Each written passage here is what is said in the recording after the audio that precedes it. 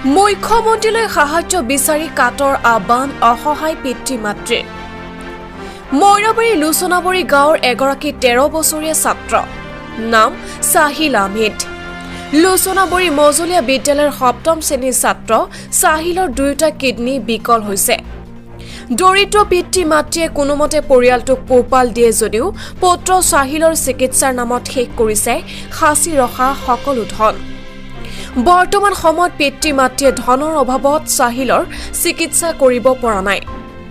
উপায়হীন হৈ মুখ্যমন্ত্ৰী তথা ৰাইজলৈ নিজ পুত্ৰৰ চিকিৎসাৰ বাবে সহায় ভিক্ষা সাহিল আহমেদৰ পিতৃ মাতৃৰ। যদি কোনো ব্যক্তিয়ে দুয়োটা কিডনী বিকল হোৱা সাহিলক চিকিৎসাৰ বাবে সহায় কৰিব বিচাৰে তেন্তে পিতৃ আবু বক্কৰৰ 8486251285 নম্বৰত দিবলৈ অনুৰোধ জনোৱা হৈছে। নিউজ ডেস্ক ৰিপোৰ্ট বতদ্ৰোৱা লাইভ। নমস্কাৰ, আপোনালোকক আমি কাটৰ অনুৰোধ জনাইছোঁ যে আমাৰ ল'ৰাটো সাহিল আহমেদ ক্লাছ 7ত পঢ়ি আছে। ল'ৰাটোক বহুত ট্ৰিটমেণ্ট কৰিছোঁ, গতিকে ভাল কৰিব পৰা নাই। কি হৈছে? ল'ৰাটোক কিডনীত দুটা ডেমেজ।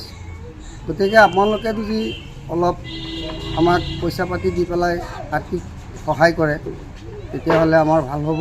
আৰু আমাৰ মুখ্যমন্ত্ৰী মহোদয়ৰ ওচৰত আমাৰ কাটৰ অনুৰোধ জনাইছোঁ যে সেইজনে আমাক অলপ যদি সহায় কৰে তেতিয়াহ'লে আমাৰ ভাল হ'ব।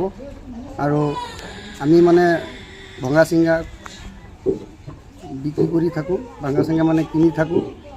আৰু আমাৰ একাউণ্ট নম্বৰ যদি কোনোবাই দিব বিচাৰে তেতিয়াহ'লে আমাৰ একাউণ্ট নম্বৰ দিয়া আছে। একাউণ্ট নম্বৰটো আহিব ৰমন নেচা। ৰমন নেচা কোন হয়? ৰমন নেচা সাহিল আহমেদৰ মাক। আপুনি? মই এজনৰ দেউতা, সাহিল আহমেদৰ দেউতা। মই দেউতাই কৈ আছোঁ যে সেইটো নাম্বাৰত দিব পাৰে, 8486251285 এইটো নাম্বাৰত দিব পাৰে, বা একাউণ্টতো দিব পাৰে, বা স্কেনাৰ দিয়া আছে সেইটোতো দিব পাৰে। যে আমাৰ বাচ্ছাটোৰ মুখৰ ফালে চাই পেলাই যাতে আমাক অলপ সহায় কৰে। সহায় কৰিলে আমাৰ ল'ৰাটো নতুন জীৱন আহিব, নতুন জীৱন পাব। লিখা পঢ়া কৰি আছে, সেইটো কোন ক্লাছত পঢ়ে? ক্লাছ 7ত পঢ়ি আছে। যদি আপোনালোকে সহায় কৰে মুখ্যমন্ত্ৰীৰ ওচৰতেও কাটৰ অনুৰোধ জনাইছোঁ যাতে আমাৰ। আসসালামু আলাইকুম। আপনারা সবার আমি অনুরোধ জানাইছি, আমার পুটটা এরকম বেমারি বহুত পয়সা করে ভাঙছি, যেরকম আছি এরকম ভাঙছি, কিছু পয়সা দলা আছি ভাঙছি, চিকিৎসা করছি, রোগটা আরাম হয়েছে না। আমার আপনারা আমি অনুরোধ জানাইছি কিবা একটু সহায় করতেন। আমার সাহিল আহমেদ, বাচ্চাটার নাম 13 বছরের বয়স। সবার তো অনুরোধ জানাইছি আপনারা সবাই সহায় করবেন। আপনারা যদি সহায় করুন তো আমার পুটটা দুনিয়ার থেকে নতুন জীবন বিনার বাচ্চা থাকবো। আপনারা উচিলাতে